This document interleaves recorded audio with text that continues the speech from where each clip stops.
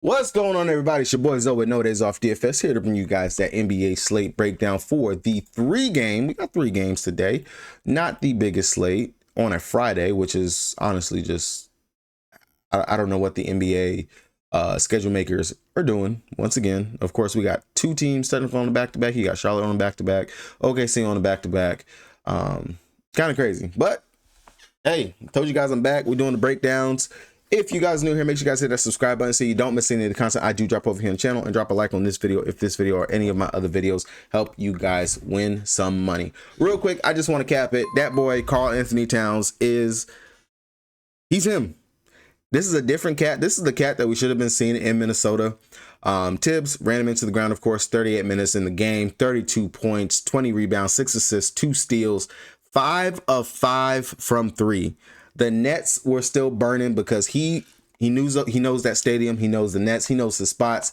He killed it. He played it. New York, they won the trade. If you continue to get this production from Karl-Anthony Towns, honestly, I do believe that the sky can be the limit over there for the New York Knickerbockers. Are they going to come out of the East?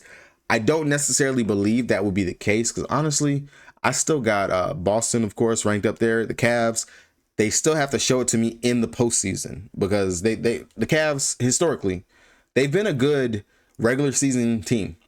We have not seen the best from the Cavs in the postseason. That's definitely something that we're still waiting to actually see. But I still will say definitely, of course, New York, they up there top 3 over there for in the East. And honestly, I mean, their first game of the season that was going up against Boston, they have not played Boston again since then. They played the Cavs, of course, early in the season. They haven't played them again just yet. So I think now with, of course, the gelling and how everyone is actually playing over there, we can get a better metric, a better staple of how they're going to actually look going up against those teams later on in the season. Definitely a test will be going up against the Bucks in early January. That could be something that we can actually see from them. And then, of course, when they play against the #1 defense in the league, my OKC Thunder, that'll be a game that I want to see and check it out.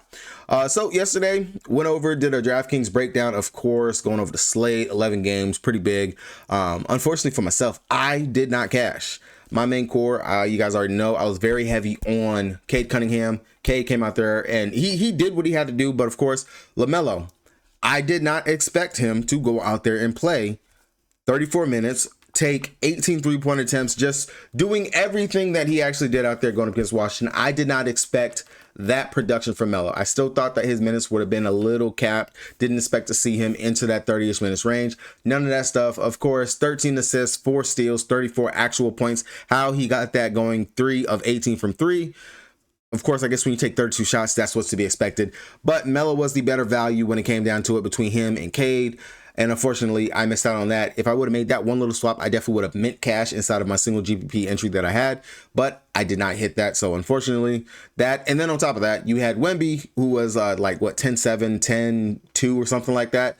Overtime game, 70+ fantasy points. Honestly, didn't have him, can't beat it. So it is what it is, but we have a 3-game slate, definitely much smaller. So hopefully we can actually get something today on this slate. If you guys want a core, let me know down in the comment section. I will pin it into a comment down there for you guys if you guys want to see my core for this 3-game slate. Again, small slate, definitely going to temper expectations because there will be some chalk. Definitely is going to be some chalk on today's slate, kind of like yesterday with the Dallas value, Spencer Dinwiddie, Quentin Grimes, Klay Thompson. You already knew that you were going to have to play some variation of those guys simply because you didn't have Luka, and then you didn't have Kyrie. You had to play somebody from that team, at least 2 of those pieces, and definitely saw that a lot up inside the winner circles and those guys that cash up in the top.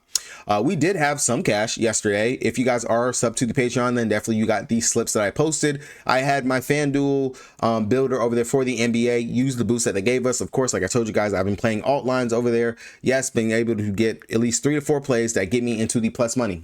I'm simplifying it. This is my process, how I'm doing it. I will make a video on it eventually for it, so you guys can see exactly what I'm doing, how I'm finding my plays, how it is that I'm building out these slips. But played $50 yesterday, as you can see, won 148 on that right there. I'm gonna not necessarily flip the whole 148, but definitely going to go back in again today to go ahead and continue to build, because this is just bankroll building going into the new year. And then, of course, we had NFL last night. Again, alt lines for the win. Do not necessarily have to go ahead and chase those big heavy lines that they are giving us. Definitely do. I feel like there is some value in playing alt lines. So as you can see, McConkley, Sutton, Justin Herbert, Bo Nix, and Marvin Mims. All these guys smoke check their stuff. Sutton, he was definitely a little bit of a sweat. If they did not get the ball back, if Denver did not get the ball back with the last 2 minutes to go, and was able to get that last reception to Sutton, wouldn't have made it. He would have hooked by 1 yard, but he was able to go out there and get exactly 50 on the dot. Easy day. I'm very glad that I took the 40 because I almost took the 50, and that would have definitely screwed me. But needless to say, was able to cash, go ahead and get these slips. So definitely, if you guys are looking for this, want these type of things like that. Also, you know, my boy BK, he is putting out his women college basketball plays as well. Definitely check the link down in the description below so you guys go ahead and join the Patreon. It's only $5. Promise you will make that back. All right, so shifting gears, looking over here for tonight's slate, we do have some injury news to go over. As you guys can see, Charlotte Hornets, we have word that LaMelo Ball is going to be out. We also don't have Brandon Miller already, and Big Mike Williams, he's going to be out as well. Over on the Philadelphia side, Embiid is expected to play. Hopefully, we do get that news, but not if he's going to be in or out. For Milwaukee Bucks, Damian Lillard, he's out with a calf strain. All of a sudden, Dame is out, but he was able to play in the in-season tournament or Emerson's Cup, whatever. We're not even gonna talk about it. For the Cleveland side, Max Strus game time decision. Okoro is out. Thunder on the back end of a back-to-back. Same players that are out. No news. I don't expect any news from them in regards to players sitting or anything like that. That is not typically our MO. I wouldn't mind it just because this is definitely going to be our third game in the last 4 nights. So something to be worried about the Thunder. I do expect this game to be pretty close. Miami, most games are very slow. Grit and grind type games for them. Going over to DraftKings again, site that I play the most on. If you guys don't got an account, you want one, check the link down in the description so you guys can get that deposit match bonus and join your boy over here on DraftKings. So looking at DraftKings, starting out with the Charlotte Hornets over here, of course, we don't have LaMelo, we don't have Brandon Miller, we don't have Big Mike Williams, we don't have Trey Mann. So a lot of the guard duties and stuff, that is going to go and fall right back to our boy Mishix. He is going to be out there. When Melo was out, as you can see, the minutes that he was playing down there, he was playing 35, 35, 34, 25 minutes in those games right there. Played 19 minutes going up against Philly, only had 10.5 fantasy points. At 4K, I would imagine that Mishix is going to be one of those high owned players that we should expect to see pretty decent and heavy minutes going into this, just simply because they're going to have to play somebody. Now, with Melo and Brandon Miller being out, I would imagine that Miles Bridges, and of course no Big Mike, that Miles Bridges is going to be kind of a focal point in regards to this game of what he can do. He's going to have to carry, definitely going to be having to do a bit of a scoring in this game. I am not too sure how close this game could be because Philly has been honestly a dumpster fire for majority of the season. The Embiid on and off in regards to injuries, stuff like that. Miles Bridges, 6,300, only got $800 increase from yesterday, 29.5 fantasy points, only 32 minutes. Definitely could see an uptick in regards to his production. His usage should definitely go up in this game. I do have him as a pretty high slated value play on today. And then Nick Rich with no Mike Williams, he should be slid right back into the starting lineup. He's going to go ahead and get those minutes. Going up against Philly earlier, he played 30 minutes, 47 fantasy points. Even with Embiid, I'm not necessarily scared of Embiid. I do know that Embiid can bait players into foul trouble, but Embiid, again, missing time, missing out there with that fracture and stuff that he has. How many minutes is Embiid going to actually play? And Drummond very much slow on his feet, not the same center that we're so used to see. So definitely do think there's some value right there in playing Nick Rich at that 5-1 price tag. Outside of that, of course, we are going to have to consider, is this Caleb or Cody? Cody Martin, definitely going to be a play that we're going to have to consider, look to, can possibly go out there and get us about 20-ish fantasy points. And then outside of that, I definitely will have to have some interest in Josh Green. We know he's going to be out there, very much a very, very, very deep GPP play because he has a wide variety of what he can go out there and get you. He can get you 70 fantasy points, or he can go out there and get you about 25, 20, 30 fantasy points. Definitely a big swing up and down. Joel Embiid, of course, looking at the news, he has a sinus fracture. He was expected to remain out through the weekend due to the sinus fracture, but they have a back-to-back game Friday and Saturday. He will likely be able to play in one of these. So if Embiid is going to play, then definitely possibly could be a play, depending on the minutes that we're going to actually get. I would imagine maybe I'll give him 25-ish minutes.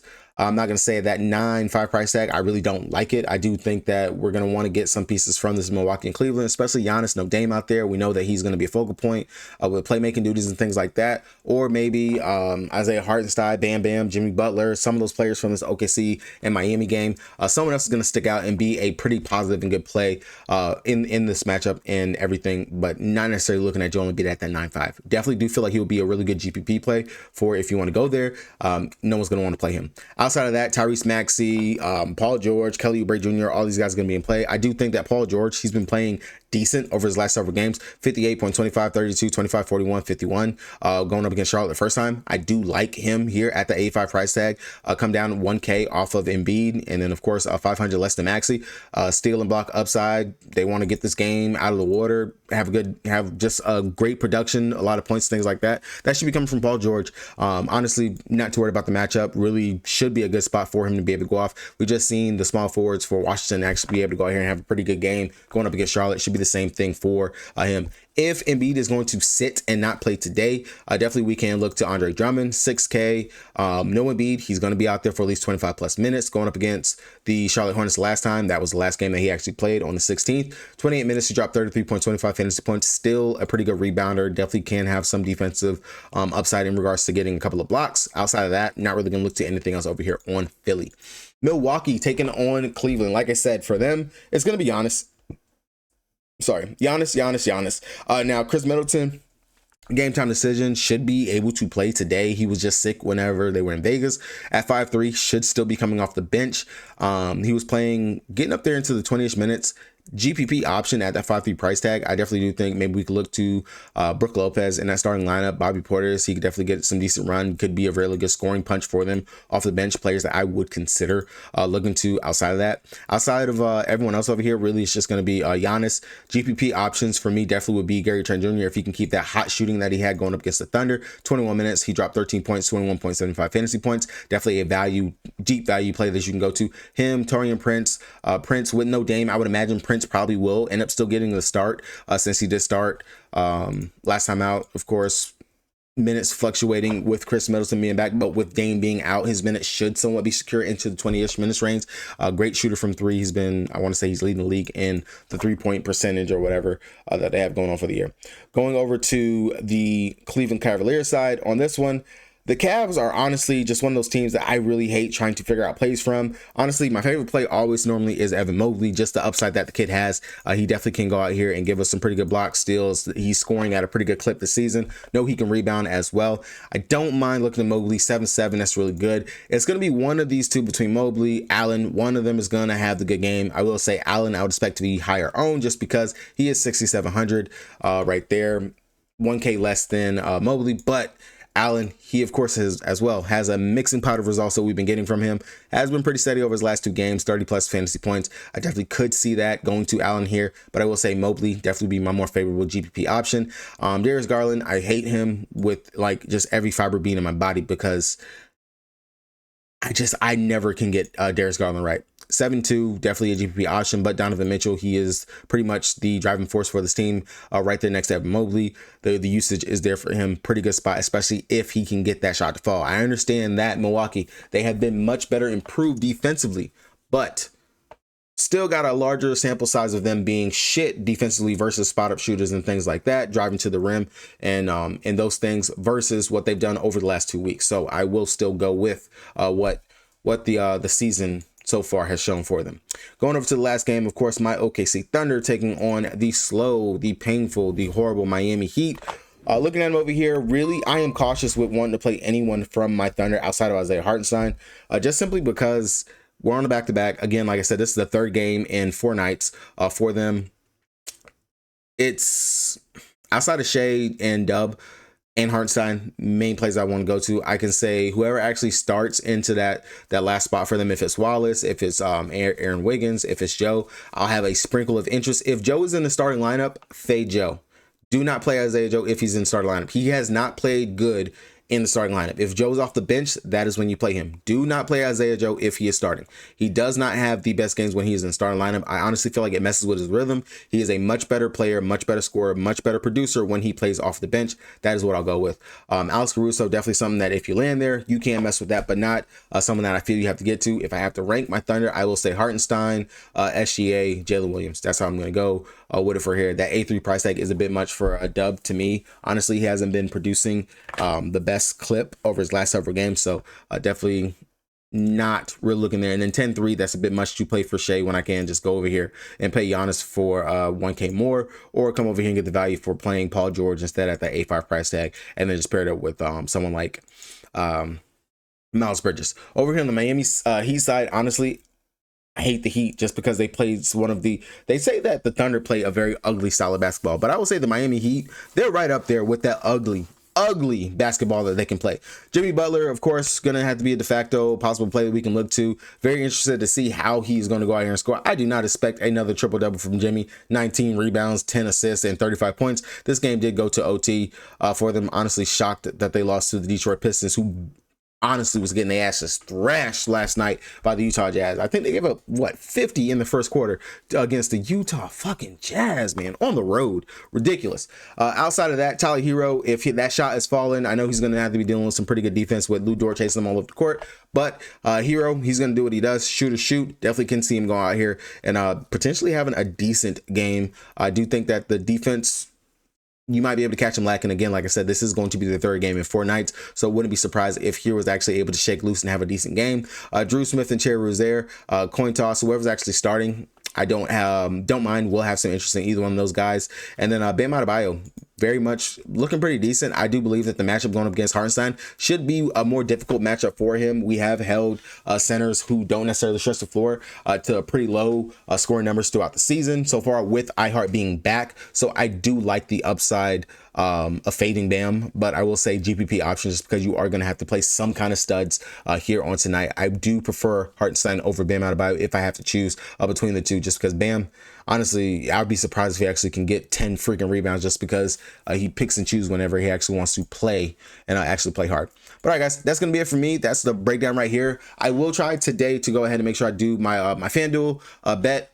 Of course, alt lines and stuff don't come out until in the afternoon. That's why that stuff honestly gets posted so late. I do apologize for that, but I will get that out to you guys. If you guys do want an NBA core, like I said, let me know down in the comment section. I will drop that for you guys. Definitely will put it up on the Patreon, so it will be behind the paywall. I will make sure I put that up over there for you guys. And like I said, next week, hopefully, start next week, I will actually have my cheat sheet working on it. Just want to make sure it looks good for you guys. I'm not going to throw out some half-ass stuff, just like anything else that I do over here, trying to make sure that it's very thoughtful, that it is completely thought out and stuff, and that you guys are actually getting quality over quantity with the stuff that I do. Hopefully everyone has a good day. Happy holidays. Enjoy your weekend. No videos from me this weekend. I will be back on Monday. Peace.